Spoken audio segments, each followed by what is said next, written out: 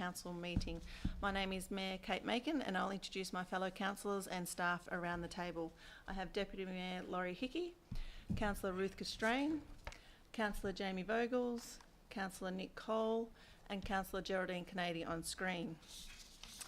The directors and managers around the table are Mr Sean Broadbent, Directors of Works and Services, Miss Justine Lindley, Director of Sustainable Development, Miss Katie McMahon, Manager of an Economy and Prosperity, Mr Andrew Neal, Manager of Regulatory Services, Mr Jared Waff, Manager of Facilities and Recreation, Mr John Kelly, Manager of Assets and Planning, Mr Xavier Flanagan, Director of Corporate and Community Services, Miss Gabrielle Henry, Manager of Governance and Civic Support, and Mr David Ray, our CEO. I'll now say the prayer. We ask for guidance and blessing on this council. May the true needs and well-being of our communities be our concern. Help us who serve as leaders to remember that all our decisions are made in the best interest of the people, culture and the environment of the Corangamite Shire. Amen. Corangamite Shire Council acknowledges and pays our respects to the Eastern Maar and Wadawurrungs peoples. As the traditional owners of the lands that we work, live and play, we also acknowledge their elders, past and present, and recognise their ongoing cultural, spiritual and educational practices. Mr CEO, we have an apology today. Madam Mayor, yes, we have an apology from Councillor Joe Beard. Excellent. And declarations of conflict of interests? Madam Mayor, conflicts of interest have been declared for item 9.1, so all councillors with the exception of Councillor Castrain. 9.2, sorry. Sorry, 9.2, and Councillor Hickey has declared a conflict for 9.5. Thank you. Moving on to item number 5, confirmation of minutes of the 30th of June 2026. Do I have a mover for that one, please? Councillor Vogels, Councillor Cole. All those in favour? Carried. Thank you. Now, we have some deputations in the audience today. So the deputations are in relation to item 8.1, the planning permit application PP 2026/046 of 9 Richardson Court, Lismore. Construct and display a double-sided major promotion sign. I now call up on Amy True, the Town Planning Associate for Gork. If you'd like to come forward, Amy. Go for it. Perfect. Good afternoon, councillors. Once again, we would like to thank you for the opportunity to speak today and for the Planning Department's recommendation to approve this application. A brief reminder over who Gork is. We are an out-of-home advertising company established 8 years ago and solely focus on regional Australia. We operate over 500 billboards across regional Victoria, South Australia and New South Wales, but today we are discussing a static sign, a format which we have 194 across Victoria, including 5 already operating within the Corangamite Shire. This is not a new type of development for this council area. What makes our business different is our local first policy. Our signs are not built to be dominated by national advertisers. They are built to give the local cafe, the local tradesperson, and the local hotel access to an affordable advertising channel. As the industry stands, print, TV, and radio are slowly losing their profitability and reach, while out-of-home advertising is growing year on year. The reach this sign has the potential to offer local businesses is greater than what is currently available to them. I would also like to confirm that the advertising on this sign would be priced lower than what was mentioned on the site visit, which can be found on my letter to council dated on the 10th of July. I'd like to briefly address the concerns raised in the objections. On the size of the sign, this is our standard format, a sign that has been found suitable in both and smaller than Lismore. It is not oversized for the location. It sits within an industrial zone on a main road, which is an appropriate outcome for this site. On the commercial sizing, the consistent size of our signs across the network is not arbitrary. A uniform format means that advertising creative can run across our entire network without being rebuilt or redesigned for each location. That is what allows a Corangamite business or a Lismore business to access the same regional advertising reach that was only previously available to larger brands. A local supplier can now run a campaign that follows their customers across the region. That opportunity has now not existed before. On character and rural feel, the sign is located in an industrial zone on the southern approach to town, away from the nominated and policy-guided gateway entries from the east and the west. The planning officer has assessed it against the relevant planning policies and found no planning basis for refusal. Where no policy prevents a development and the planning scheme provides for it, the question before you today is whether there is sound planning reason to refuse it. The officer's report concludes that there is not. On the road safety, this was discussed in detail during the site visit, and the permit conditions proposed addressed every concern raised, including strict content restrictions and static display only. On the suggestion that this is a cart before the horse, given the early stage of industrial development on the site, this is a lawfully zoned industrial parcel, and a sign is permitted and appropriate use of that land. The planning scheme does not require surrounding development to be completed before a permit can be proceeded. We have worked with the objectors and the planning department to propose conditions to satisfy those concerns, ensuring the appropriate use of the advertising space. This includes permit conditions prohibiting political advertising, fast food and alcohol content. On the skirting board, we have also offered to dedicate a space for community and wayfinding messages at no cost, the same arrangement that we have for our existing sign in Simpson. Councillors, the planning department has assessed this application on its merits and recommended approval. To depart from that recommendation, there needs to be a clear and demonstrated planning reason to do so. The objectors raised, while understandable from a community sentiment perspective, do not constitute the planning reasons. The officer's report has addressed each one. We respectfully ask that you support the recommendation tonight, and we look forward to being part of the community further. Thank you. Thank you. I now call on Anne Graham.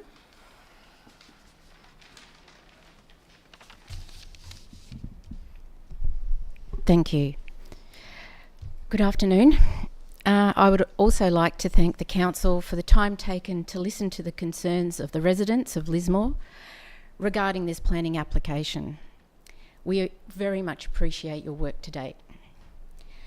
I was disappointed to read the Planning Assessment Report's recommendation that, on balance, the proposal is considered to respond appropriately to its context and that it should be approved.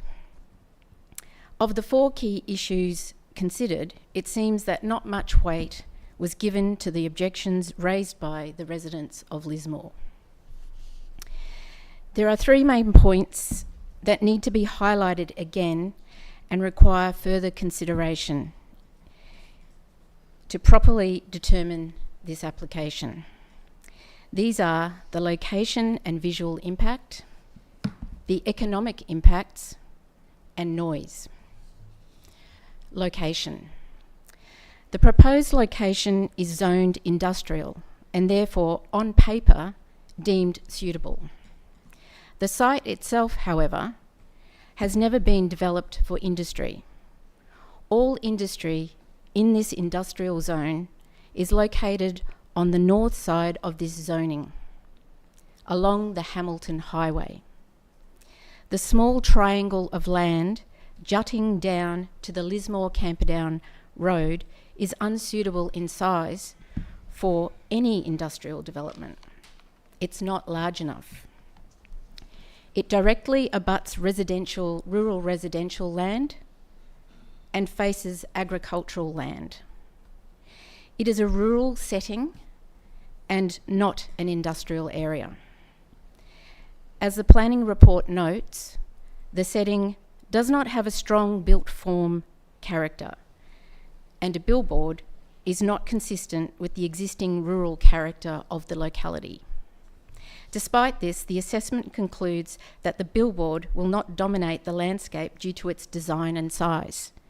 This is nonsensical. By its very nature, a billboard dominates. That is the purpose of a billboard. By design, a billboard has visual impact. Noise.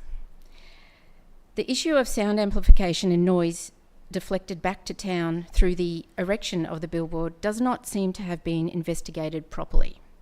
The report states that the proposal is not considered likely to result in any material change to existing noise conditions in the area.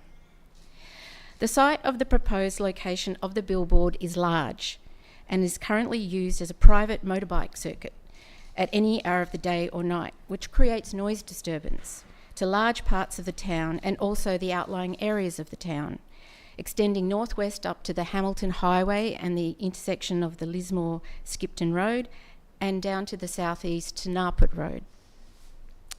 A sound assessment by the EPA regarding the impacts was not referenced in this report, so I assume one was not undertaken. An EPA assessment is required before any statement about the impacts of noise can be dismissed so readily. Economic impact. Lastly, the planning report states that it is in keeping with commitments to the Council Plan 2025-29, a growing and prosperous economy, and seek to diversify our economy. It then also states that the Corangamite planning scheme does not require a demonstrated economic benefit from the installation of this billboard.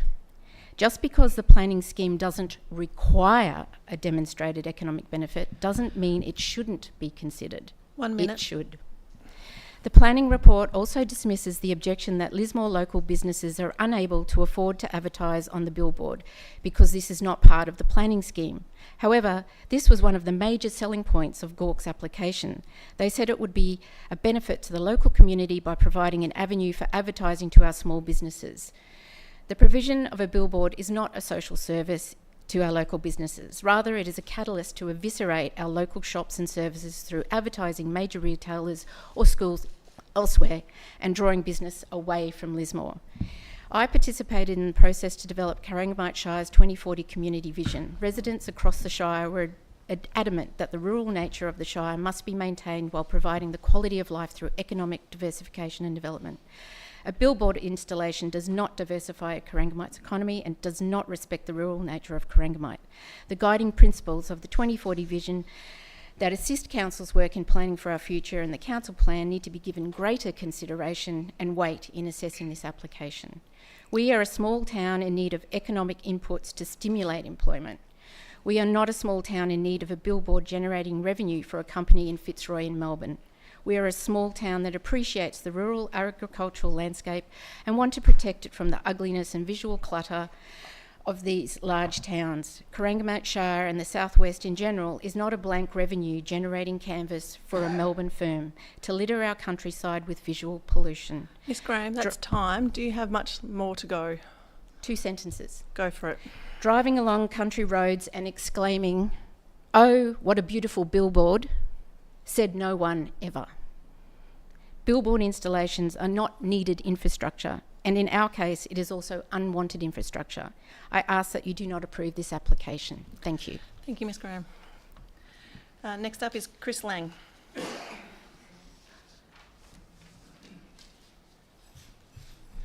Afternoon, and thanks for the chance to comment on this application.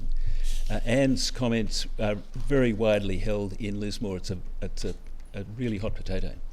I have nothing against billboards myself as a way of advertising. They brighten up the city and industrial landscape and get the message across. In their application, Gawk refers to the Corangamite planning scheme clauses, I guess, or conditions. And this planning scheme is adapted by municipalities from a state-based template, which so often they deal with a wider view rather than dealing specifically with small country towns. So we're keeping that in mind in our reply. I've noted in bold underlined in the papers that you've been distributed the parts that Gawk use in their application with my comments below.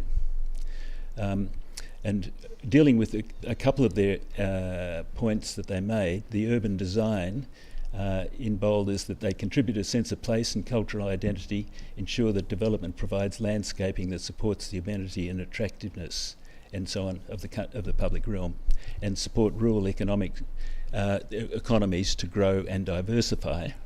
And I feel that this particular sign would not achieve this for our town. It might for the wider Shire, but not our town. Design for rural areas is to ensure that siting scale, appearance and development protects and enhances the rural character and protects the visual amenity of valued rural landscapes, and it goes on. And I feel that the sign would not enhance the rural character of the township approaches as they claim it would. Innovation and research they deal with, and one of the strategies that they leverage the area's public and private sector economies, competitive strengths and assets and cater to a diversity of employment types and scales, which I think doesn't apply to our small town. It might to the state in whole, but not to the small town. So that sort of point doesn't really register with us. The industrial land supply, Anne has dealt with, in that we feel that the land is zoned as industrial but appears to be presently not having industrial use, and the sign doesn't achieve its objective of, well, it's not clear on its objective, but it provides an adequate supply of industrial land in appropriate locations in sufficient stocks in large cities. It's dealing with something slightly different. And the other one, 17.04, facilitating tourism in Corangamite Shire. One of the strategies is to have sensitively designed and located in the landscape to avoid adverse visual impacts. These are developments, and reflects the character, heritage and uniqueness of the Shire's townships. So this particular one that they're quoting in their application doesn't really apply to our small country town there. And another one with facilitating tourism that they're quoting is to create innovative tourism experiences, encourage investment that meets demand and supports growth, which doesn't seem to apply there either. So, and then they draw their conclusions and under dot points, and dot point 1 is primarily to be used to advertise local businesses. So if it does that, that's a plus. And maybe if it does not do that, that the Shire retains its ability to ensure that they do. Dot point 2, the site is the most suitable in Lismore, and probably any site is not suitable in Lismore, but along the highway might have been, but this is not a industrial type area. 1 minute. Yep. And it might be much more suitable in Camperdown or along the Princes Highway in Camperdown. Dot point 3 clearly supports local policies of the planning scheme, which I've just been trying to show that it does not. Dot point 4, the sign will be used for local advertising.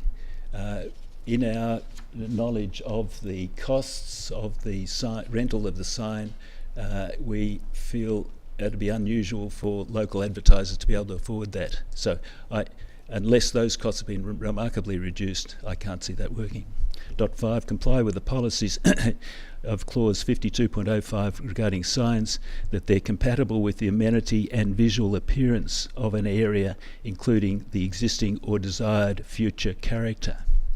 And again, I feel it doesn't apply to that. Might in the city. And the sign is consistent with the built form, which Anne dealt with, that I feel that the houses and rural landscape is not the built form that it's trying to comply with. So they're my thoughts about how our reaction to the sign and their attempt to justify it. Thank you. Thank you, Mr. Lane. That concludes our deputations and presentations. I'll move on. There's no committee reports, so I'll move on to 8 planning reports. 8.1 is planning permit application PP 2026046, 9 Richardson Court, Lismore, construct and display a double-sided major promotion sign. Mr. Neild. Thank you, Madam Mayor, and through you.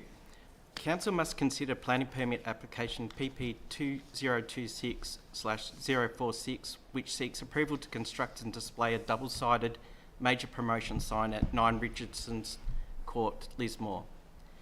The application proposes a non-illuminated double-sided major promotion sign located in the southern corner of the site, so is visible from Camperdown Lismore Road. Notice of the application was given, and Council received 7 objections to the application, including 1 petition with 57 signatories that is considered as one submission. The application has been assessed against the Corangamite planning scheme, and the issues raised in the objections have also been considered. As outlined in the planning assessment report, the proposal provides an acceptable outcome having regard to the relevant provisions of the scheme. It is recommended that Council issue a notice of decision to grant a planning permit subject to conditions. Madam Mayor, the recommendation is before you. Thank you, Mr. Neild. Councillors, we have a recommendation before us. Do I have a mover for that one, please? Councillor Castrain. Councillor, Madam Mayor, I don't want to Move for moving the motion as printed in the papers. I'd like to move an alternate motion. And what is your alternate motion? That council, having caused notice of planning permit application PP 2026/046 to be given under section 52 of the Planning Environment Act 1987, and having considered all the matters required under section 60 of the Planning and Environment Act 1987, decides to issue a notice of refusal to grant a permit under the provisions of the Corangamite planning scheme in respect to the land known and described as Lot 5 on LP 211328D, 9 Richardson Court, Lismore, Victoria, 3324, to construct and put up for display a double-sided major promotion sign based on the following grounds. 1. The sign does not provide an acceptable response to the vision, strategic directions and policies of the Corangamite planning scheme, including the municipal planning strategy and the planning policy framework. 2. The sign does not provide an acceptable response to the purposes and design guidelines of Clause 52.02 signs. 3. The sign is not compatible with the amenity and visual appearance of the surrounding area, will cause loss of amenity and adversely affect the surrounding environment. And 4. The sign will not result in the orderly planning of the area. Thank you, Councillor Constrain. Do I have a seconder for that alternate motion? Councillor Cole. Councillor Constrain, would you like to speak to your alternate motion? Thank you, Madam Mayor. I really don't understand why this site has been chosen in the first place, and that's backed up by the strong opposition of the local community, which drew a number of individual submissions and a petition attracting 57 signatures, which with the exception of 2 signatures, all are local people. So there's obviously strong feeling in the Lismore community about this application. In their planning application, the applicant stated that the surrounding area does not display a strong presence of advertising signage reflecting predominantly rural and agricultural uses. Yes, it is on industrial land, but it abuts rural living zone land. And as noted in the planner's report, this area is rural style character and there are no other advertising signs in the vicinity of the Lismore Camperdown Road. This billboard will change the character to this gateway to Lismore, and I believe an incompatible use on this site. It certainly doesn't add to the amenity of Lismore, but rather detracts and has the potential to impact on future residential development to the south. After all, who wants to live next door to a billboard? This is a double-sided billboard, but the northeast corner of the sign will be partially blocked by neighbouring trees. Surely a site in the industrial zone on the Hamilton Highway would be more appropriate and will reach a greater degree of passing traffic. I question that this is an opportunity to promote local business, and even though that this isn't a planning issue, I think it's been mentioned that the majority of small business would not be able to financially afford the advertising cost of promoting their business on this sign. Subsequently, large corporations can promote their business and potentially draw an economic benefit away from Lismore. I commend the proposed restrictions on what was to be promoted on the billboard, but in this proposed site, no billboard at all is a much better outcome. Thank you, Madam Mayor. Thank you, Councillor Constrain. Councillor Cole. Thank you, Madam Mayor. My thing about this is as been said, there's 57 signatures collected, 2 of which, as far as I can see, do not live in Lismore, but live actually reasonably close by. And apparently the petition took an hour and a half to get those 57 signatures. And if you do the maths in Lismore, I think it's over 20% of the people have signed it within an hour and a half, and 2 locations, one being the pub and the other one being outside the post office in Lismore. So, and this is local people with local concerns about local issues, and that's what people are supposed to, a government is supposed to listen to and take issues with and concerns about. So I have, heard pretty strongly from the local people that they're not happy with this sign. And Lismore is a small hamlet.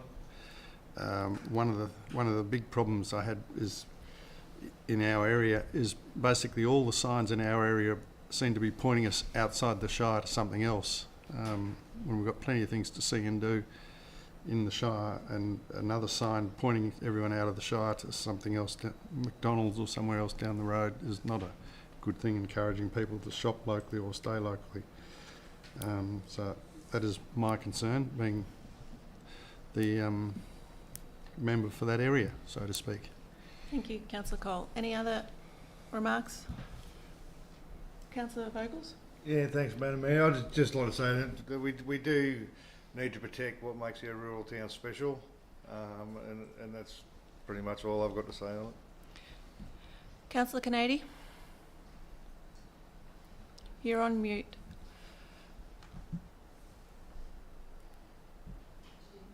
Thank you, Madam Mayor. Thank you. Yes, I thought, you know, when I read through the planning report that the planning officers, you know, did provide a very lengthy assessment and like good reasons for their recommendation. And I thought it was pleasing that the applicant was amenable to the extra conditions that were applied there, and that they were willing to work with that. And of course, you know, the application being in the industrial zone, it is actually a reasonable expectation that that kind of development might occur. And obviously is anticipated by our municipal planning scheme. But, you know, I was thinking about it, you know, in a number of different ways. You know, what kind of impact is this going to have? And I just reminded myself that, you know, as councillors, we represent our communities, and, you know, obviously we need to listen. And, you know, it's already been noted, you know, about the number of objections and the signatories that applied, the 57 signatories to one of those objections. And I thought, well, I'll just have a look at the key matters for consideration, and obviously the one that stands out is on balance the visual impact of the sign is appropriate given the context of the site. Well, you know, the subject area is of rural character, and there's hardly any other development nearby, despite the fact that the application is proposed to be sited on in an industrial zone. And Councillor Constrain referred to it, but we do make a particular point of protecting our town entries and keeping them attractive. And I just think, well, I have seen these signs elsewhere in the Shire, and they are of, you know, a very large scale, and a type that I believe that really would be out of character with the town of Lismore, with the surrounding environment, and really at odds with the rural character there. Despite the mitigating elements like the height of the trees, I think, you know, if you're driving in there, it would result in a visual shock in that setting, and perhaps could even have some influence on the perception of the character of the town. And I also hold a concern that, you know, if we were to approve this particular application, it, you know, may set a precedent and introduce a risk of incremental change across the Shire, even though we are very particular and mindful of assessing applications on merit. I would like to see this type of signage cited where it integrates much better into the surrounding environment, and ideally of a smaller scale, even though it's been explained to me why the scale of them is what it is at the current time. But, you know, I just don't think it works in a small rural town setting. So I support the alternate motion that's been put forward. Thank you, Mayor. Councillor Hickey? Yes, thank you, Mayor. If I may, I have seen plenty of other gawk signs around the Shire. They are of very high quality, and they do catch your eye. There's no doubt about that. They're a very effective way of advertising. However, I'm not certain, or I am certain, that this is not the correct place for such signage this day.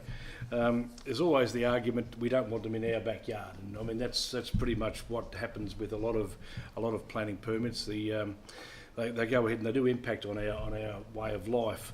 But I think the very fact that the community has taken the trouble to collect as many signatures as they have for these for the submissions that have been presented to us really speaks highly of the feeling that is in the community.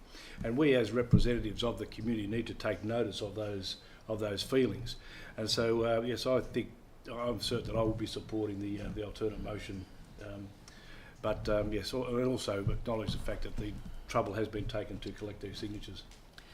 Thank you, Councillor Hickey. If there's no other discussion on the alternate motion, I'll put the motion to a vote. All those in favour? Carried. Thank you. I'll move on to number 9, which is Officer's Report. 9.1 is the Corangamite Shire On-Site Wastewater Management Plan 2026 to 2030. Mr. Neal. Thank you, Madam Mayor, and through you.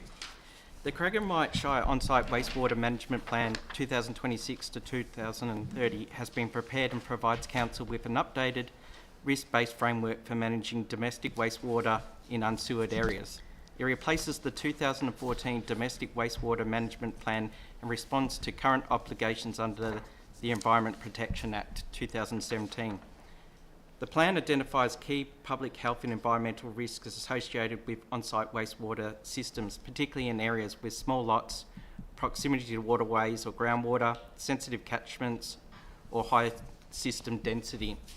It supports stronger permit processes, better data management, targeted education, and proportionate compliance activity. Implementation will be staged and prioritised according to risk, enabling Council to focus available resources on actions that deliver the greatest benefit to public health and environmental protection. Some actions may require future funding, partnerships, or further investigation over the life of the plan. It is recommended that Council adopt the Corangamite Shire On-Site Wastewater Management Plan. Madam Mayor, the recommendation is before you. Thank you, Mr. Neal. Councillors, there's a recommendation before us. Do I have a mover for that one, please? Councillor Vogels. Do I have a seconder, please? Councillor Canady. Councillor Vogels. Thank you. Through you, Madam Mayor, I'd like to move option 1, which is the officer's recommendation.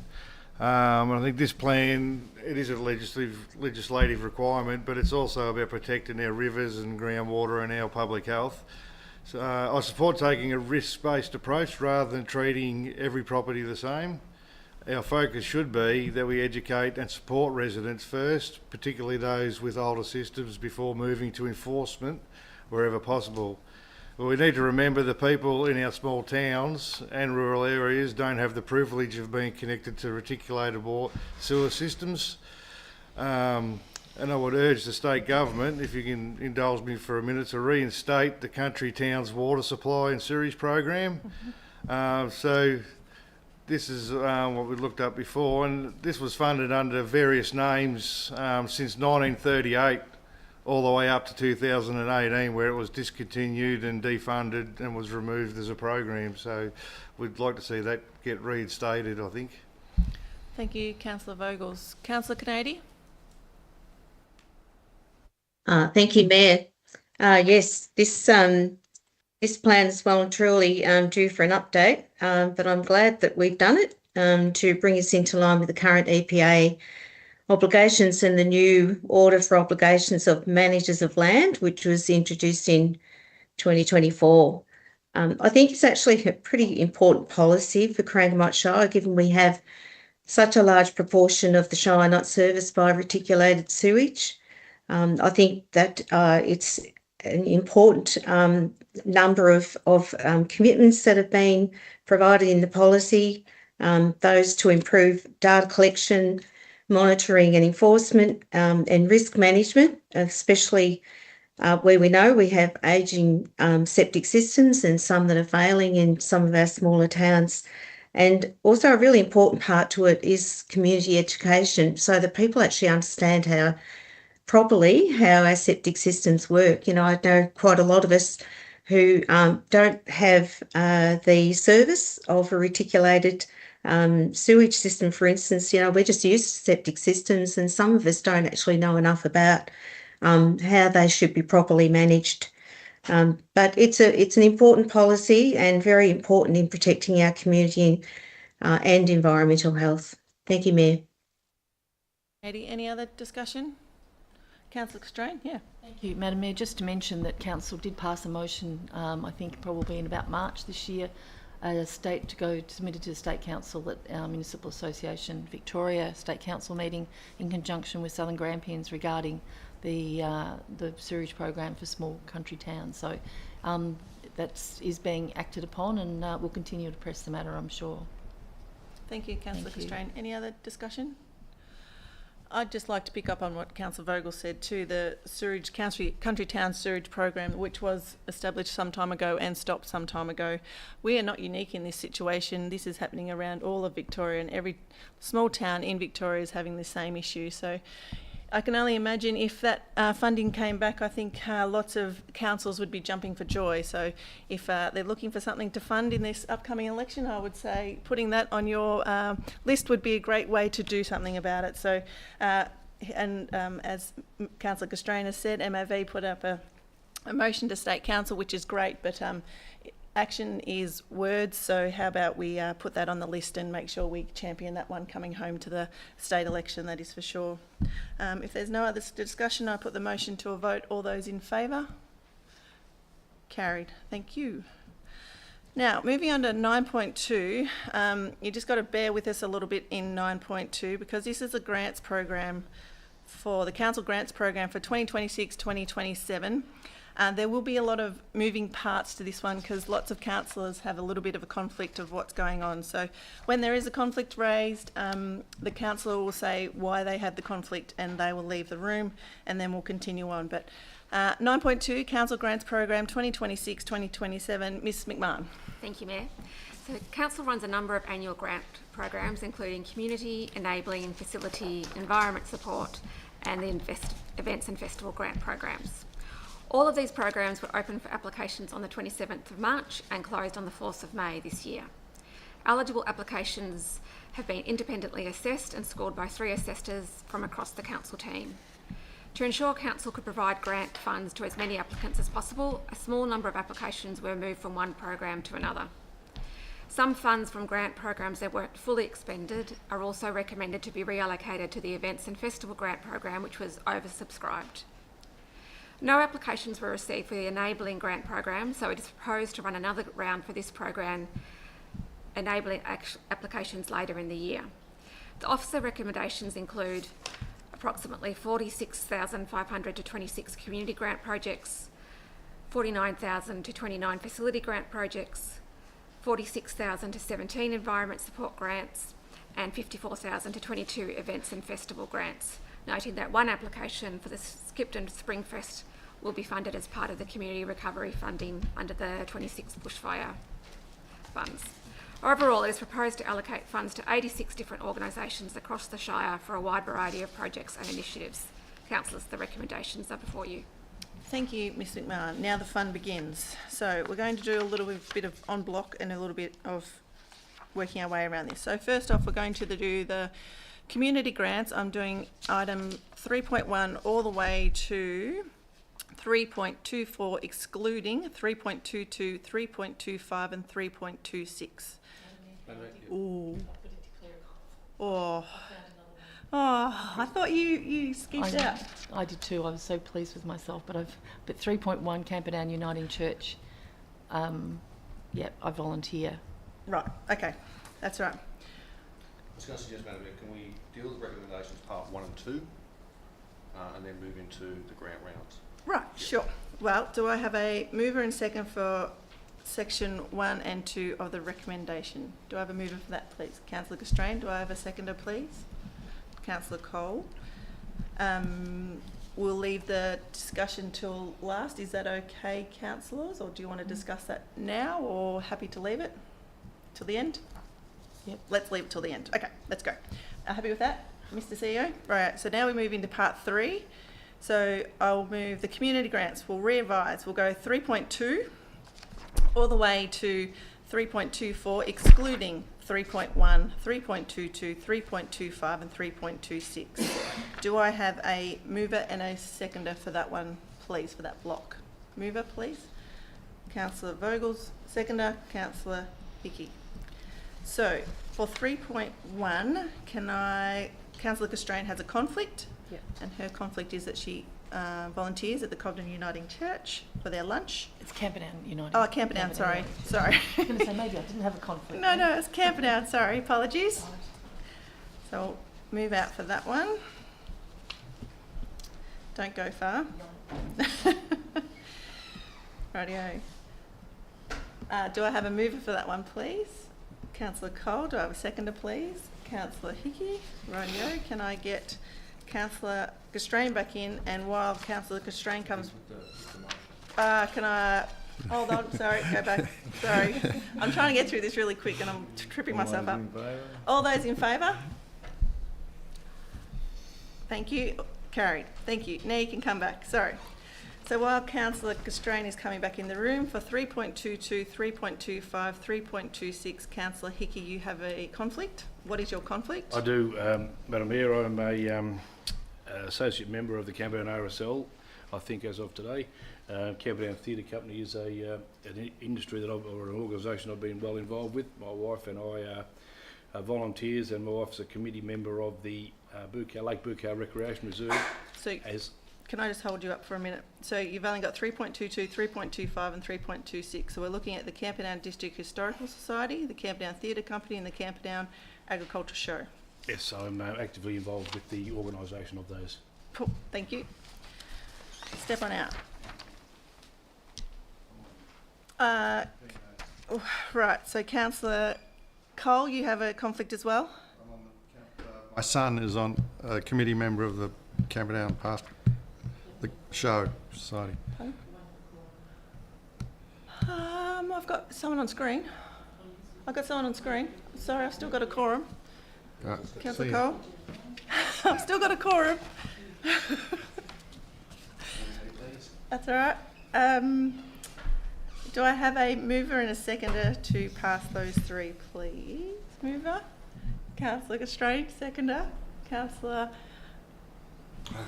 Vocals. All those in favour? Carried. Thank you. Can we get the councillors back in, please? Right. We'll get there. So can I move on to item 4, which is the facility grants? We'll move on block 4.1 all the way to 4.27, excluding 4.10, 4.28 and 4.29. Do I have a mover for that one, please? Councillor Constrain, do I have a seconder, please? Councillor Hickey, all those in favour? Carried, thank you. Right, so for 4.10 and 4.29, Councillor Hickey, you have a conflict. What is the new one is the Bukau Reserve. And 4.29. Yep. Yes, we're actively involved in those two organisations, my wife and myself. Radio. And you again, Councillor Cole, because you're on the committee, show committee, whose son is anyway. Radio, out you go. Thank you. Can I have a mover, please? I'll leave it hanging. Councillor Constrain and seconder Councillor Vogels. All those in favour? Carried. Thank you. Can they please come back?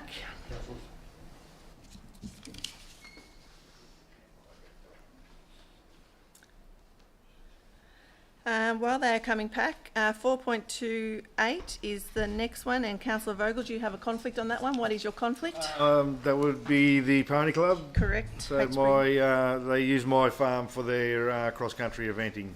Thank you.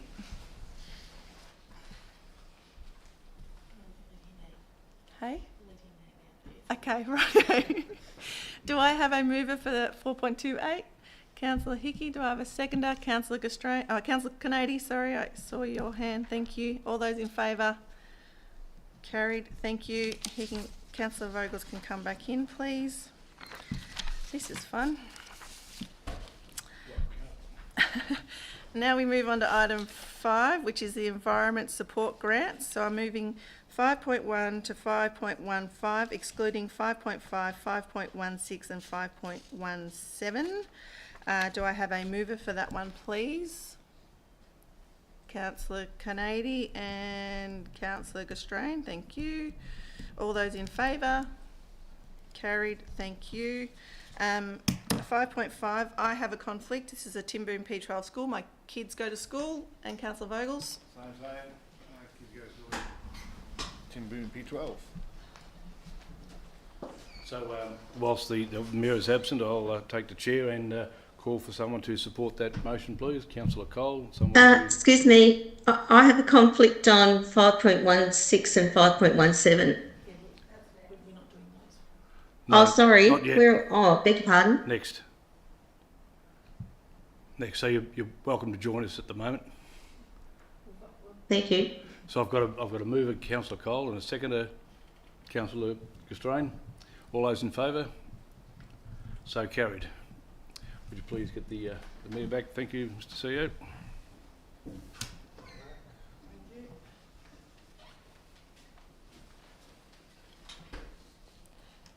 Now we move on to 5.16 and 5.17. Councillor Canady, you have a conflict on these two.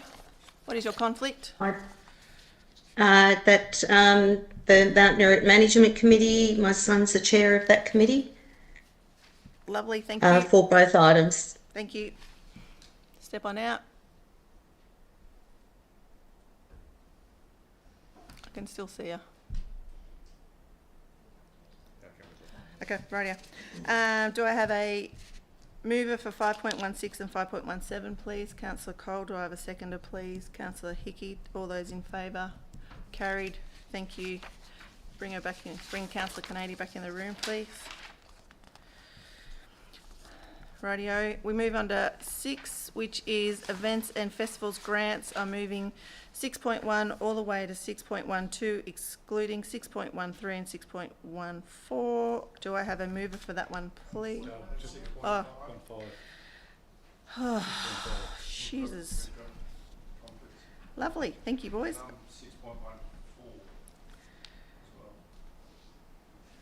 Port Campbell Progress Group Sustainable Port Campbell 6.4. 1-4. 1-4.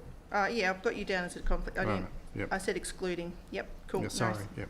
So, all right. So moving 6.1 all the way to 6.12, excluding 6.5, 6.13, and 6.14. Excuse me, Mayor. Yes. I have a conflict on 6.6. Sure. Rightio. Let's do this again. Rightio. So we're moving 6.1 to 6.12, excluding 6.5, 6.6, 6.13, and 6.14. Happy? Yes. Right. All those in favour? Oh, who's moving first? Councillor Cole. Who's seconding? Councillor Hickey. All those in favour? Carried. Rightio. Let's do... No, I'll do 6.6 first. Councillor Canady. You have a conflict. What is your conflict? Yeah, the conflict is relatives on the Nerit District Show Society Committee. Thank you, Councillor Canady. Can I have a mover and a seconder for that one? No, not yet. Councillor Vogel. Oh, sorry, I'm getting confused. Are we good? You're good. Okay. Yeah. Councillor Castrain, thank you. Moved by Councillor Vogel, second by Councillor Castrain. All those in favour? Carried. Thank you. Can get Councillor Canady back in the room, please. Rightio. Now can I do 6.5 and... Yes, just 6.5, please. Which is the Camperdown Agriculture Show. Councillor Hickey and Councillor Cole, please. As an active member of the Camperdown Pastoral and Agricultural Society. Thank you. Same, my son. Yep. Thank you. Do I have a mover, please? Councillor Vogels. Do I have a seconder? Councillor Canady. All those in favour? Carried. Thank you. Can you just bring Councillor Hickey back in? Can Councillor Cole stay out, please?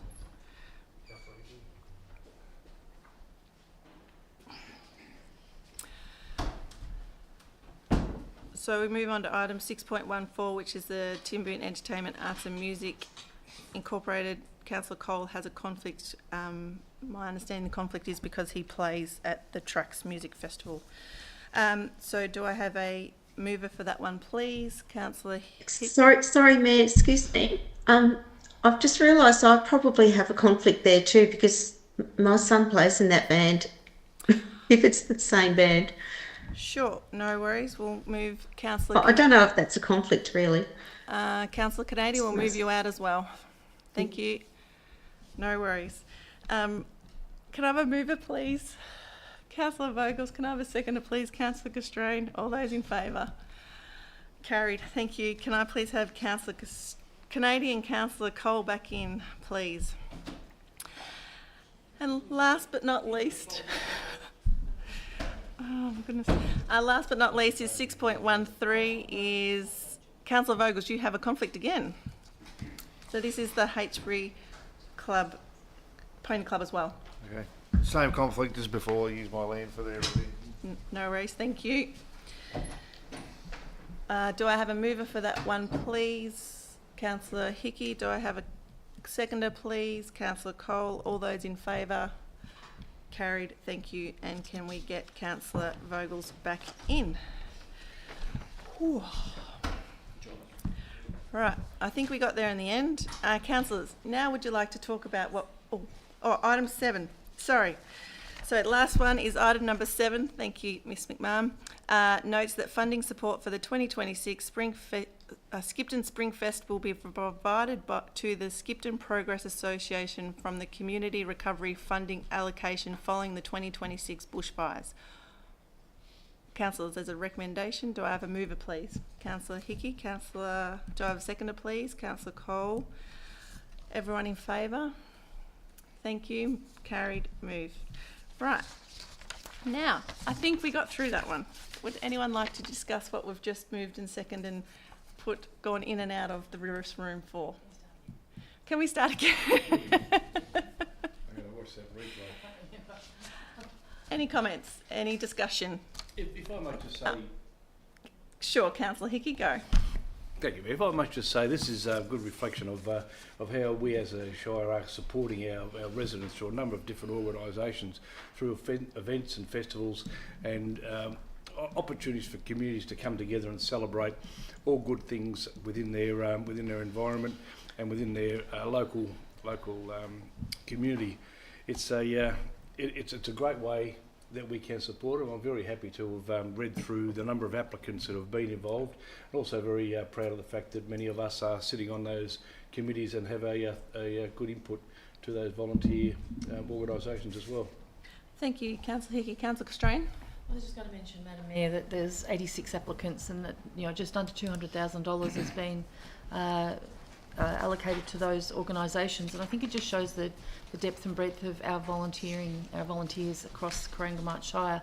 Some of the grants aren't in enormous amounts of money, but they certainly make a difference. And you've got to fry quite a lot of sausages to make $2,000 these days. So I hope these small amounts do help, and as I say, it just gives the organisations a little bit of a boost. So it's a great program across a number of areas, and very happy for those funds to be spent locally, as we're always talking to government about how we can get best value out of funding that they give us. I think these community committees do the same for us. Yep. Thank you. Thank you, Councillor Castrain. Any other discussion, Councillor Vogels? Thank you, mate. Yeah, I think this has got a massive multiplier effect through the community. For every dollar we put into this sort of stuff, I think the volunteer effort multiplies it out many times for local investment and stuff. So it's really good to see so many community projects and spread across the whole Shire. So yeah, very happy with this.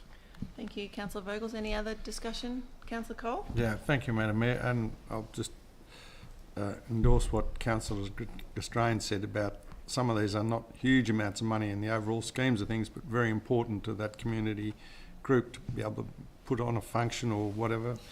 Some of them, $300 for marquees at the Timber in Action Group, $384, and progressing Cobden with laptop purchase of $1,234.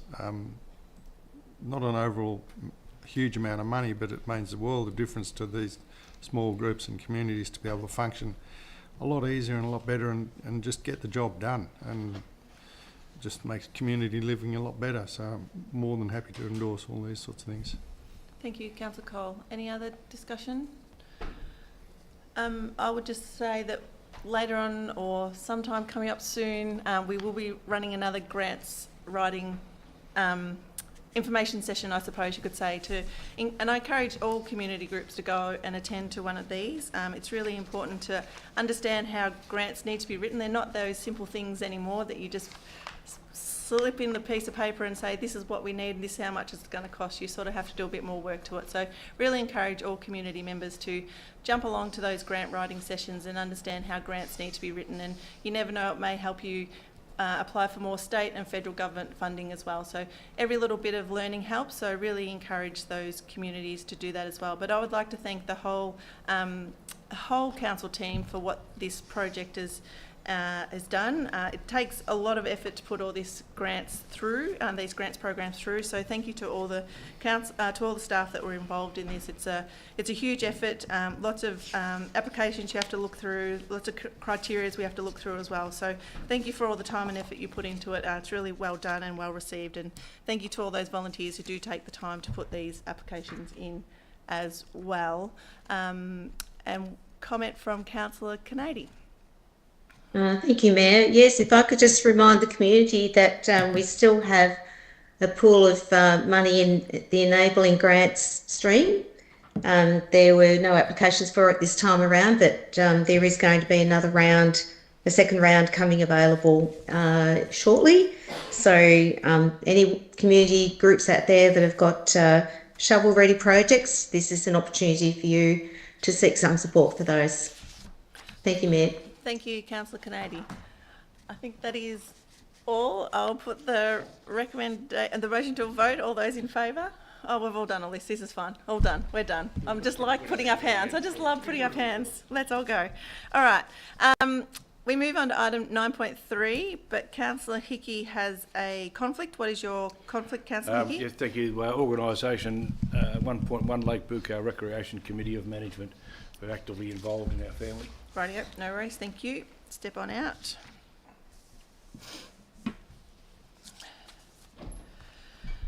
Uh, 9.3 Berry Bank Grant Program 2026-2027. Ms McMahon.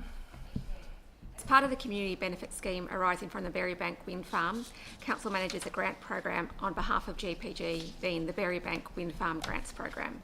The program allocates an annual indexed amount of $100,000, resulting in the total available funding for the 26-27 grant round being $104,225. There is strong interest in this program, which received requests approximately of $180,000. The grant applications are assessed by the Berry Bank Wind Farm Grants Committee, which includes representatives from GPG, Council and community. Applications are assessed based on project description and benefits, community support, project plan and project spend. In addition, proximity, spread of benefits and equity of opportunity are also considered when allocating the grants. The Berry Bank Wind Farm Grants Committee is recommending 8 projects with funding, being Lake Buckow Recreation Reserve for an all abilities toilet, Murnong Indigenous Garden for pathway to improve access, Darlington Mechanics Institute and Rec Reserve for Darlington Hall improvements, Skipton Football and Netball Club for replacement of commercial kitchen equipment, Skipton Progress Association for a community recovery project, Skipton Swimming Pool for air conditioning unit, Camberdown Little Athletics for re-levelling and restoring of the athletic track, and Southwest District Restoration Group for kitchen and first aid room power upgrade. Councillors, the recommendation is before you. Thank you, Ms McMahon. Councillors, there's a recommendation before us. Do I have a mover, please? Councillor Cole. Do I have a seconder, please? Councillor Gastrain. Councillor Cole. Thank you, Madam Mayor. Yes, we're very lucky in one way to have Berry Bank Wind Farm grants available to be able to get a few of these jobs done up there. They distribute some money and the pool is slowly growing as the kicks into gear. And there are some decent amounts of money going out to some community groups to get jobs done. Some of these things are becoming legacy projects. I know for one that Darlington Hall, they've been re-roofed and it's been re-floored and now it's being reclad and insulation, etc. That hall now, with any luck, should be good for the next 80, 90 years. It's already been there for about 140, 50 years. So hopefully it'll keep going for a lot longer. So these grants are probably a little bit bigger than some other grants in that we can you can actually get your teeth into a few things, and that's the way I'd like to see a few of these grants going now. They're doing actual legacy projects that are going to be with the community for a long, long time. So I have no trouble in moving these. Thank you, Madam Mayor. Thank you, Councillor Cole. Councillor Castrain. Thank you, Madam Mayor, and this is certainly a very popular fund that received 12 applications, and unfortunately there's only so much money that can go around, but I think it's a great range of projects that have been funded in this round, and it's good that Mr Lang is in our gallery to see that the Murnong Indigenous Garden is receiving over $20,000 to improve their access. So that's a very worthwhile project that we've been briefed on not so long ago. So all really worthwhile community projects, and yeah, really good allocation of funds. Thank you. Thank you, Councillor Castrain. Any other discussion? Just Yep, Councillor Cole. as I forgot to mention that next year these projects will be available, the grants will be available again, and I really like the community, especially up north along the Hamilton Highway and Skipton, to think about some real legacy projects to bring forward to the community, to these grants. Thank you. Thank you, Councillor Cole. I'll put the motion to a vote. All those in favour? Carried. Thank you. Can we get Councillor Hickey back in the room?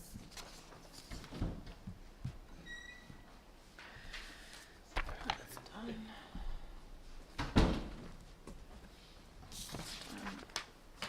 All right. Rightio. Move on to item 9.4, Ready Now Grants 2025-2026. Ms McMahon. Ready Now grant program provides small grants of up to $500 to volunteer-based community groups. The grants are for projects and activities that support community inclusion and participation and provide equipment, facilities and public spaces for community use. The program is designed to be flexible and responsive to community needs.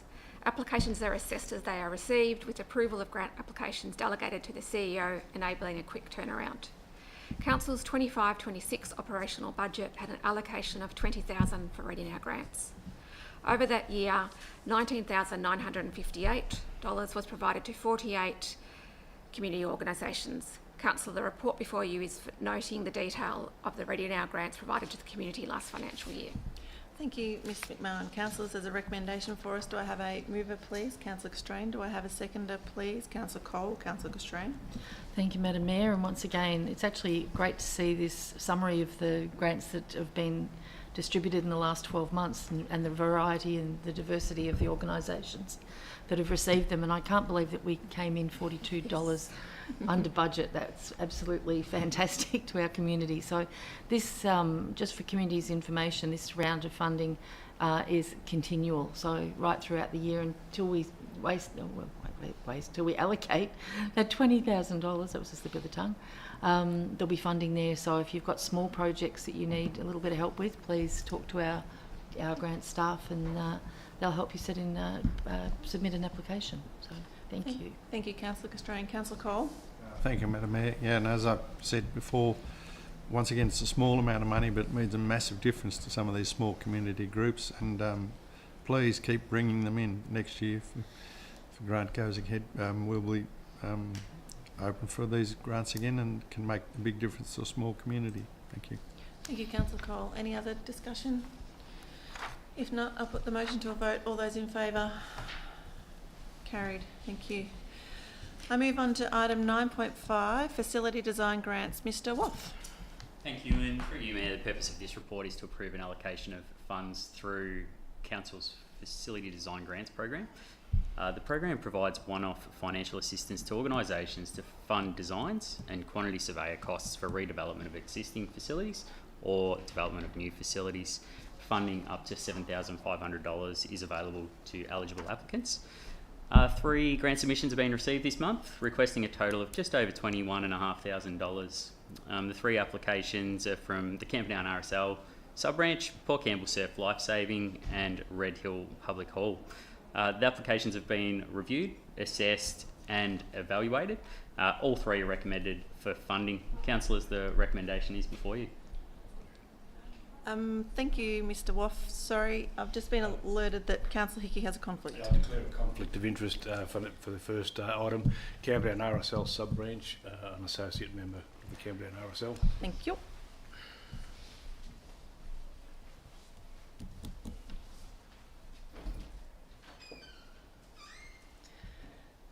Righto, councillors, we have a recommendation in front of us. Do I have a mover for that one, please?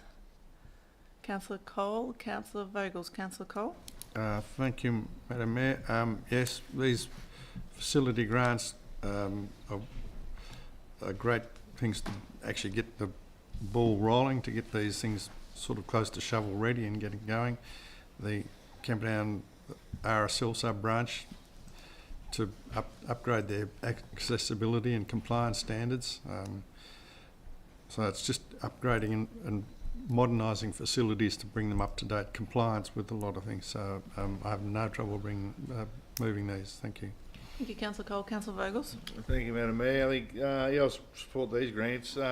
Good projects start with good planning, funding designs and cost estimates. That gives the community these a much better chance of securing larger state and federal grants.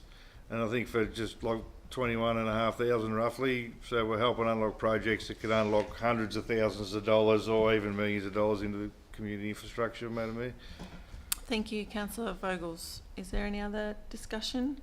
If not, I'll put the motion to a vote. All those in favour?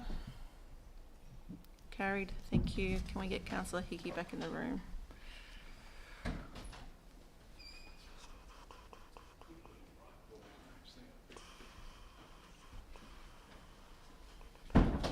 Rightio. Moving on to 9.6, lease agreement at 31 Main Street, Darrenellum. Mr. Waff.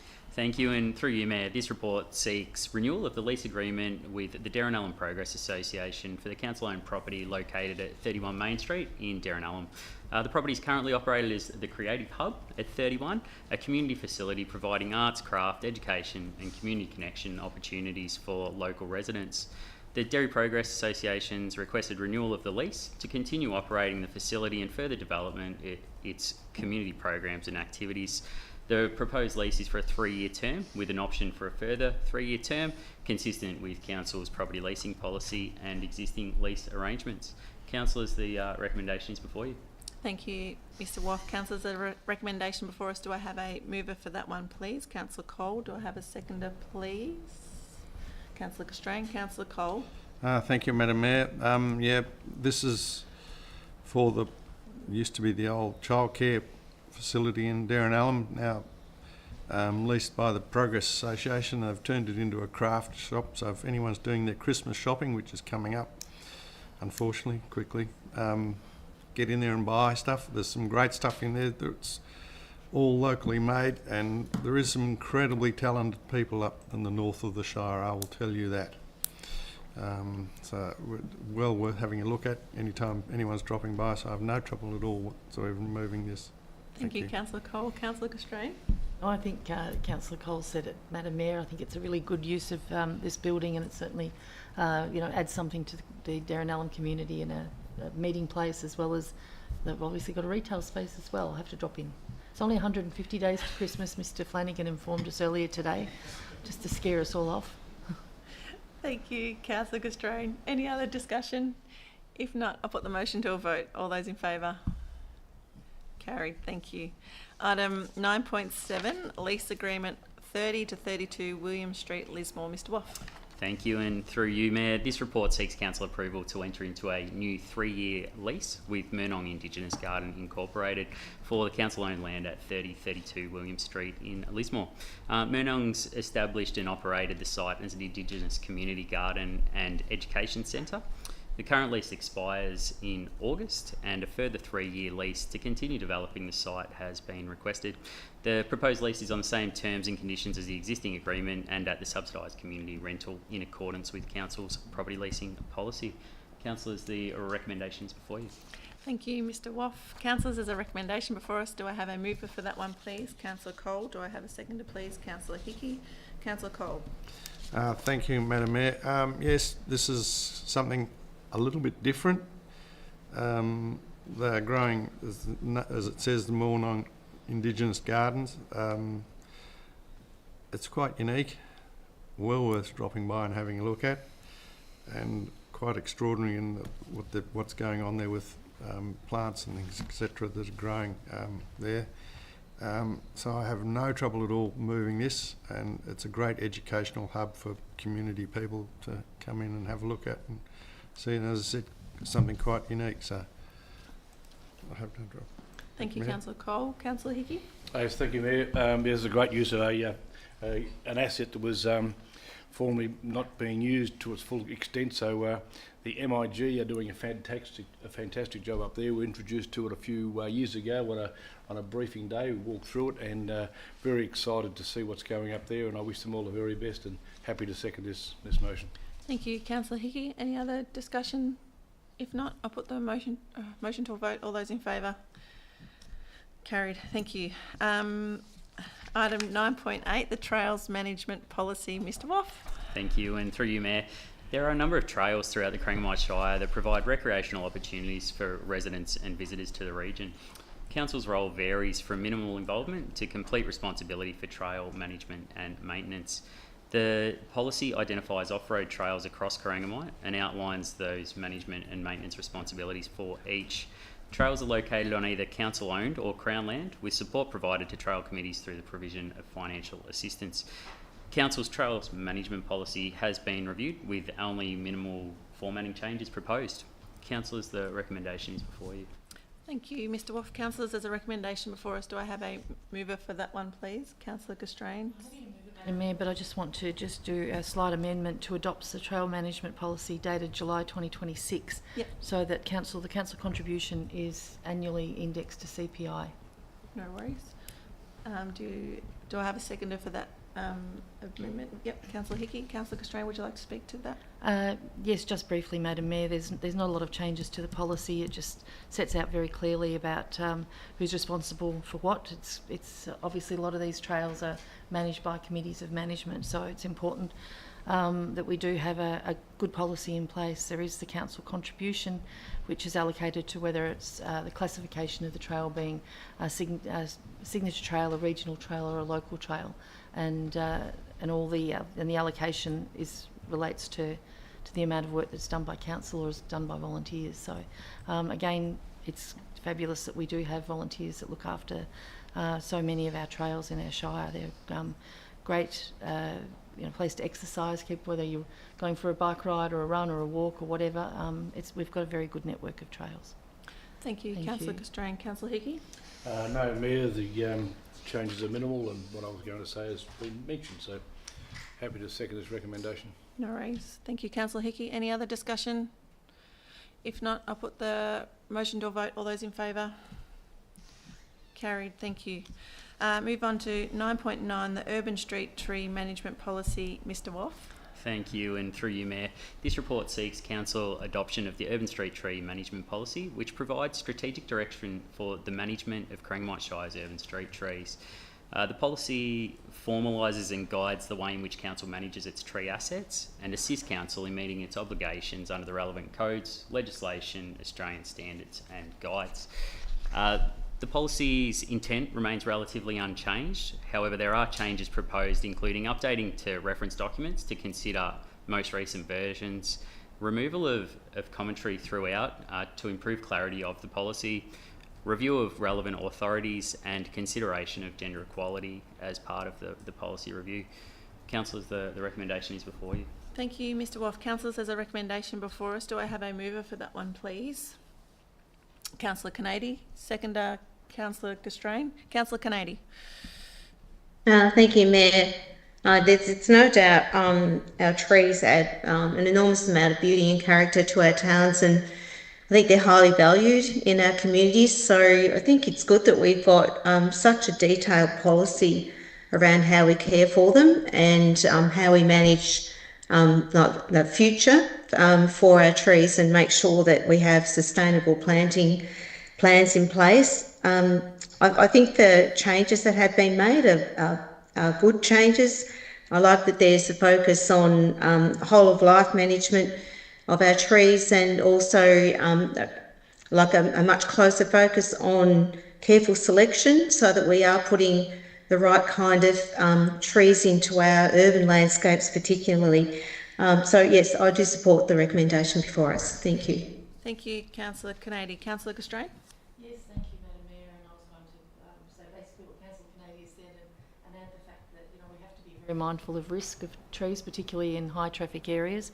So I think we deal with that quite capably in the policy, as well as looking at replacement species criteria with a mind that, you know, trees are going to live for, you know, a significant amount of time, and the impacts that we're going to have going forward around climate change. It's important that I think in the document we're treating trees as other infrastructure, so we've got to make sure that what we do with our trees is effective and efficient, and we can maximise the longevity of the tree. So no, it's a very good policy.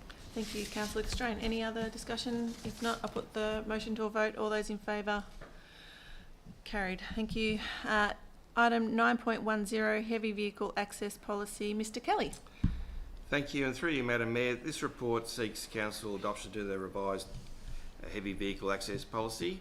The policy outlines the process and steps for council officers assessing applications for access to the local road network by high productivity freight vehicles and oversized, overmass vehicles, and also for increased vehicle mass limits to vehicles. These requests come via the National Heavy Vehicle Regulator and referred to council.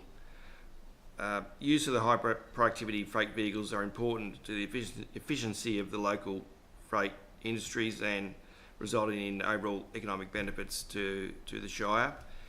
However, there's that need for the assessments of the applications to the need to take into consideration the suitability or otherwise of council's local roads and bridges to ensure that they adequately and safely cater for these vehicles travelling on them. So the policy has been reviewed with minor changes proposed. It's recommended that the presented revised policy be adopted by council. Thank you, Mr Kelly. Councillors, there's a recommendation in front of us. Do I have a mover for that one, please? Councillor Vogels. Do I have a seconder? Councillor Hickey. Councillor Vogels. Thank you, Madam Mayor. And I think in Corangamite here, we're very much a freight resilient, freight reliant Shire. Get that one right.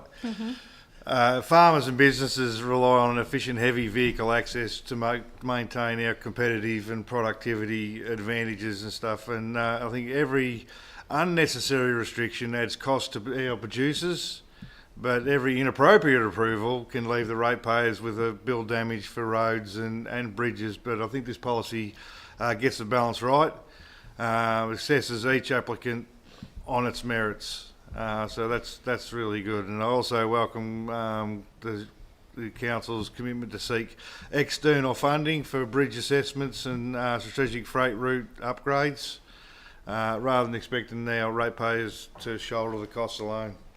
Thank you, Councillor Vogels. Councillor Hickey. Thank you very much, Mayor. Happy to second this recommendation. Our heavy vehicles do carry a lot of our very heavy work, obviously. We like to see big machines operating efficiently. This policy goes to the procurement of the vehicles, making sure that they are fit for purpose, and also that the maintenance of such vehicles and the backup is very much considered as well. So the changes are minimal, so we're very happy to support this policy. Thank you, Councillor Hickey. Any other discussion? All I'll say is it'd be great if they brought back Country Roads and Bridges program again. That would be fantastic. So then that means we could strengthen our bridges and means those freight lines could be opened up a bit more and we wouldn't have to divert a bit as much. So Country Roads and Bridges, if you're looking for some funding, that would be a great program to come back again in the state election. Any other discussion? If not, I'll put the motion to a vote. All those in favour? Carried. Thank you. Move on to item 9.11, the Universal Access Ramps on Footpaths Policy. Mr Kelly. Thank you, and through you, Madam Mayor, so this report seeks council adoption to the revised Universal Access Ramps on Footpaths Policy. The policy provides a framework for assessing requests to construct access ramps that extend from buildings into the public footpaths, where accessibility requirements cannot be accommodated within the building or within the property boundary. This policy seeks to balance the improved accessibility and inclusion with the need to maintain safe and unobstructed pedestrian access. So the policy has been reviewed with minor changes proposed, and it's recommended that the presented revised policy be adopted by Council. Thank you, Mr Kelly. Councillors, there's a recommendation before us. Do I have a mover for that one, please? Councillor Castrain, Councillor Hickey. Councillor Castrain? There's only been very, very slight change to this policy, and I'm sure if Councillor Beard was here, she'd be very keen to move this, so I'll do it on her behalf. Thank you, Madam Mayor. Thank you, Councillor Castrain. Councillor Hickey? Changes are minimal, so very happy to second this recommendation. No worries. Thank you. Thank you, Councillor Hickey. Is there any other discussion? If not, I'll put the motion to a vote. All those in favour? Carried. Thank you. 9.12, School Bus Shelter Policy. Mr Kelly. Thank you, and through you, Madam Mayor, this report seeks Council adoption to the revised School Bus Shelters Policy. This policy provides the process when Council receives requests for school bus shelters in the local road reserves in the Shire. The Department of Education's school bus program for regional Victoria is administered by the Department of Transport and Planning, and therefore requests for shelters are referred to the DTP for consideration and action.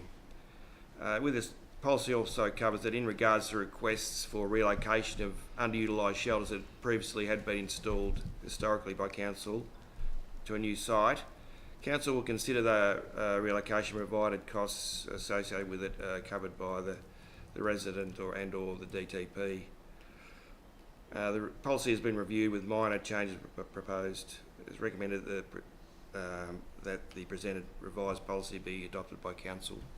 Thank you, Mr Kelly. Councillors, there's a recommendation before us. Do I have a mover for that one, please? Councillor Vogels, second by Councillor Hickey. Councillor Vogels. Thank you, Madam Mayor. And from experience as a child in rural Shire, waiting for the buses, standing there in the dark and the cold and the wind and the rain for a great part of there goes the violin next door. But the responsibility for new shelters, that rests with state government, and we should continue advocating for better facilities wherever they're needed for our children in the Shire. This policy clearly defines Council's role while ensuring existing shelters can be relocated than left sitting unused. It's a practical policy, makes good use of existing assets, Madam Mayor. Thank you, Councillor Vogels. Councillor Hickey. Nothing further. Any other discussion? If not, I'll put the motion to a vote. All those in favour? Carried. Thank you. Right. Moving on to item 10, other business. Councillors, is there any other business that you'd like to raise? Councillor Cole. Thank you, Madam Mayor. I'd just like to bring to the attention of Officer Katie McMahon, it's Bukar rather than Bukar. Sorry. You have corrected That's a me hanging previously. offence I out in apologise. Bukar. My seat's collapsed. It's all right. Oh, no. Oh. Thank you, Councillor Cole. Any other business people, councillors like to? Councillor Vogels. Just sitting a little bit lower. I think we need new seats. So I'll bring up, thank you, Madam Mayor, I'll bring up the Western Region Sustainable Water Strategy. So I would strongly encourage everyone across the community to take part in consultation that's now on and coming up on the Western Region Sustainable Water Strategy. The decisions made through this process will shape how water is managed across Western Victoria for decades to come, making it one of the most important consultations for our region in recent years. For our farming communities, water is not just an environmental issue, it's the foundation of our food production, regional economy and our way of life. After years of drought and prolonged dry conditions, local farmers and rural businesses understand better than anyone the consequences of water scarcity. Their practical experience must help shape the decisions that will affect future generations. It is essential that this strategy recognises the importance of protecting productive agriculture and ensuring regional communities have access to secure, reliable and affordable water supplies. The voices of those who live and work on the land need to be heard alongside those of government agencies and other stakeholders.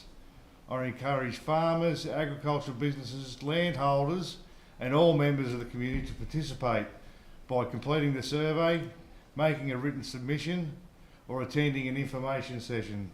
And hopefully we'll have a information session coming up that's not advertised on their current thing in our region, in Corangamite Shire. So wait for the date, keep your eye out.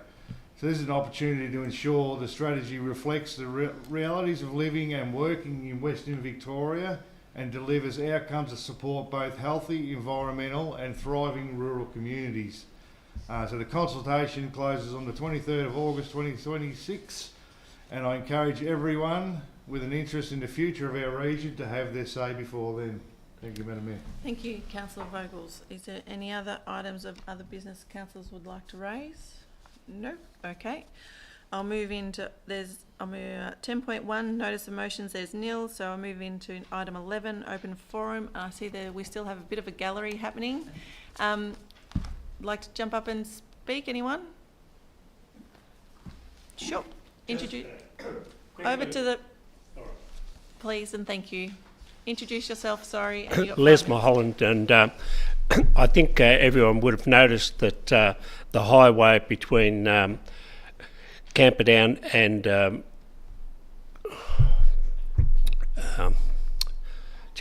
can't think of the other town on the way to Warrnambool there. Terang, yes, sorry.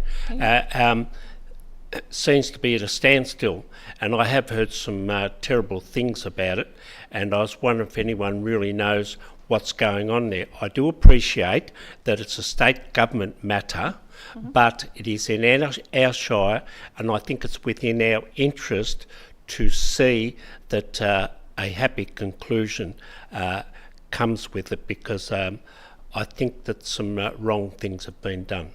Thank you. Thank you, Mr. Mulholland. Mr. Broadbent, do we have an update of do we have been informed of what's happening on the Princess Highway? Through you, Madam Mayor, no, we haven't at this stage, but I will seek an update from DTP. Thank you very much. Thanks, Mr. Broadbent. We'll find out what's going on, Mr. Mulholland. Anyone else like to jump up and speak? Just state your name and you have 5 minutes.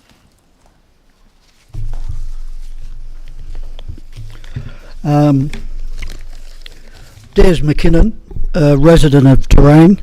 I wasn't born in Terang, but I've lived there all my life, and there's 5 generations of us MCKs buried in the Terang Cemetery. So Terang is certainly at the heart of our life and our lifestyle and the interest of the town. Thanks, Madam Mayor, for the opportunity, and I'll make a couple of comments. Thanks for the grants we've been in different organisations I've been a member of. We've been recipients of grants, and they've been well received, and we're very mindful and thankful of the opportunities of those. The other thing is just listening to the leasing of Shire properties.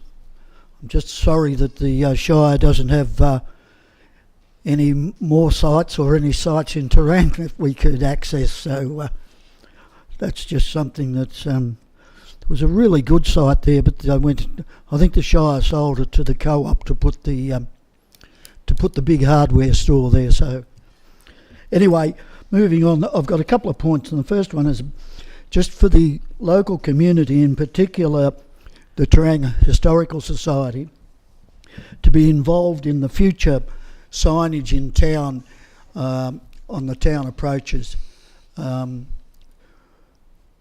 Most recently, about 2 years ago, the stone wall on the western side was funded by the council, and it was put up complement the one on this side, and unfortunately at the time the 2 people, the engineer and the builder, the constructor of it, were still available, and they did a replica of the one that they'd done on this side of town. So that's so going ahead. I know that the Lions Club have a project or an interest in the town entrance signs and that, and some of the service clubs are on a sign both sides of town, but in particular the one on the western side is right in the front entrance to Rosebank, and it's actually not sure sponsored, but it has gamma light across the top, and it's an aged and worn sign, and Chris O'Connor has said that it's due for renewal, and they're happy enough for that to be removed. I'll just make a comment that when Gary Moorfield was in charge, and at the time of the putting up the stone wall, that was sort of part of the ongoing project. So what I'm asking now is if the Corangamite District Historical Society could be involved in the future development of signs. And we were a recipient of funding from Acciona, actually, for the windmill that's on the intersection of the Nurut Road and the Princess Highway. It's a fuller windmill that was built in Terang, and there's another one of those that we'd like to have perhaps out on the western end in the area, and where the service club signs might be relocated to. And that's that particular one. And then in the area of that original, or the first windmill sign, the Historical Society is interested in perhaps putting some other acknowledgement of agriculture on that site, whether it be, in the form of a display sign or something. But I'm aware that the Lions Club are active in it, and so I'd just like that the Historical Society and the Progress Association be included in those consultations. The other thing I just want to raise is the aged care situation in Terang. And I know that it's 3 years and 23 days since the public meeting in Terang. And so that means that this is the 4th July that we've been dealing with the future of aged care in Terang. And the committee was formed after from that meeting, public meeting, and worked on the project. And one of the main issues, at the time, was to get on the list with council to be one of their preferred projects, and we achieved that. So the top 3 projects, so that we were on the list to be advocated for. A fortnight ago in the Terang Express, Terang misses out on the advocacy, and council has agreed at the recent meeting to seek support for 3 projects and 1 policy election reform as part of the state election advocacy. Now, we've obviously dropped off the radar, but I am aware that it's not beyond but it's certainly your area of involvement, or as we've heard so many times today about the providing for the communities. The other thing about that, dropping off that, there were sessions held in the hall here 2 years ago, I think.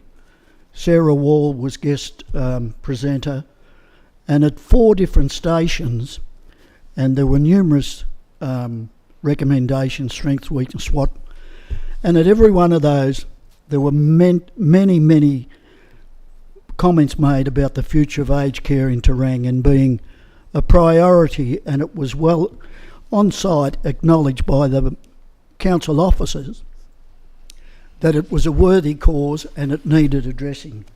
Now, I know it hasn't it's run into a bit of a dead end, I suppose I could say, but then election advocacy, and I turn over the next page, and the opposition leader was in the area, and she had a meeting in Cobden with the Shire at the dairy. Well, what an opportunity that was for the Shire to jump on board and to push forward the advocacy for aged care in Terang. Now, I know it's not a state government area, but I have it on pretty good authority, actually Shire authority, that Marinda Lodge development was funded by the state government. So, oh no, we don't do aged care is federal. Hello, funding at Marinda Lodge. So there are ways around or how you deal with it, but I'm just disappointed that there has been a drop off the radar of the aged care project in Terang. Mr McKinnon, you are at time, so can I just ask, what are your 2 questions you'd like to put to council today? Well, the first one was the statement was to be included in the signage proposal, right, and to where were we at with your the Shire's advocacy for aged care in Terang? I'm aware of some of the comments that came from councillors that we could go to Cobden and we could go to Camperdown, but try tell Cobden people or Camperdown people to go to Terang. Yeah, I mean, we beat them in the football, but, you know. So, anyway, just wrapping up, Mr McKinnon. I'll wrap up on that note. The two aged care, get it on the agenda, or where is it is the question. No worries. Thank you. Righto. Thank you. Thanks very much for the time, and yeah, I'll leave it at that. Thank you. No worries. I'm going to go I'm happy to reply to both. Thanks, Mayor, and thanks, Mr McKinnon, for your question. In relation to township signage, we'd certainly be engaging with community, including the Historical Society in Terang, and that will be customary for any bespoke signage that council may choose to install in any township. With respect to Terang aged care, and I'll focus primarily on the election priorities, council have determined priorities that have a reasonable chance of success in attracting funding. I guess there's still a lot of work to be done in terms of aged care initiative in Terang, and if I'm honest, it's not necessarily a current advocacy priority for council, but it's very much been a discussion point that council has had with both the housing minister and various bureaucrats over recent times as well. It's certainly a project that council has funded previously in terms of feasibility, and there's active involvement by members of staff in this room and supporting the committee. So we are doing what we can do to support the initiative in Terang, and you know, that's in terms of priorities, that's a matter for council to determine at a future point. And I'll just make note, Mr CEO, regarding the opposition leader visit to Corangamite Shire, we had no real say over where she went, how she went and what she did. We were just told that she was lobbying at this point in time, a moment, at this spot. And actually she was running 45 minutes late, so lots of things were cut out of her program. So I can say, hand on heart, that we didn't have much knowledge of what was going on with that tour to the south. I would love for her and both sides of government to come back, and all people that are putting their hands up in this next election to come and sit with Corangamite Shire and understand what our needs, our wants are, and what we are seeking here in Corangamite. I encourage every candidate to come and sit with us. So that is what happened that day. I can honestly say that is what happened, because that is what happened. So I can't do much more than that. And I expressed that I would love for her to be somewhere else, but that's where I got told, and that's it. So that's for her department to sort out, or your local MP to sort out as well. So I'll just leave that where it is. So nothing else? No one else wants to make a... Mr Lang? Two questions, Madam Mayor.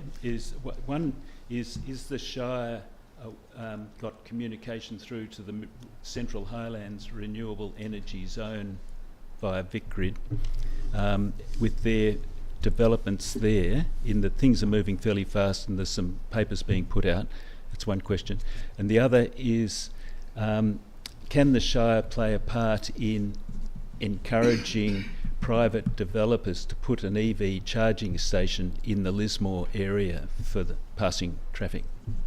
So some background on that is that and it's probably a third actually, is can the Shire help we small communities in handling what is going to be a massive amount of cash coming from the wind farm and other renewable energy zone development programs that are coming in, probably about 600,000 a year, I would estimate, in a few years' time. and the community sought out a rational way of prioritising that use of those funds. So just a bit of background is that in our Central Highlands Renewable Energy Zone, looks like we've got Berrybank 1 and 2, Golden Plains, Moreton Hill wind farms coming here or coming. The batteries at Haunted Gully Transfer Station, Mount Butte Transfer Station. There's 2 currently operating at the Golden Plains around Cressy. The Darlington one and Terang. So they're batteries that will also be doing community financing. So that's basically all I need to say, I think. But there's lots of things on the go that could be of great benefit to local communities if we get ourselves organised. Thank you, Mr. Lang. Mr. CEO. Reply. Thanks, Madam Mayor. Mr. Lang, just in relation to the renewable energy zones, so council have made previous submissions on the zones and are in active discussion at officer level with Vic Roads with themselves around, I guess, the initial drafting of the zones, and more importantly going forward is the community benefit fund regime. And so that is still in a consultative phase now, and council has a vested interest in ensuring that communities benefit from any program that arises from that. In particular, council wishes to see legacy benefit and funds retained in the community of where the energy is generated and not returned into the metropolitan Melbourne as an example. So there's various projects at various stages, as you're aware, and this is I guess an evolving space that we'll continue to be actively engaged in. In relation to EV charging, we're certainly happily able and willing to work with any private privateer who wishes to establish EV charging in any township across the municipality as well. So, and we're happy to work with businesses in that regard as well. Have you got access to them, like RACV, Tesla, ChargeFox seems to be the ones that could be the goers at the moment, but we don't seem to get much traction or get answers. They'll say, oh yes, that's a good idea, and that's it. The last we hear of them. I think what tends to be the trend is they're looking at those more highly visited destinations at the moment in larger cities and townships, and I think in time you'll see those move out into rural locations as well. But we're not in the business of standing up EV charging stations, but we're happy to work with any proponent, and if communities have an interest in seeing something established in their township, we're happy to, I guess, advocate at the appropriate time for that investment as well. Okay, thanks, David. Thank you, Mr. Lang.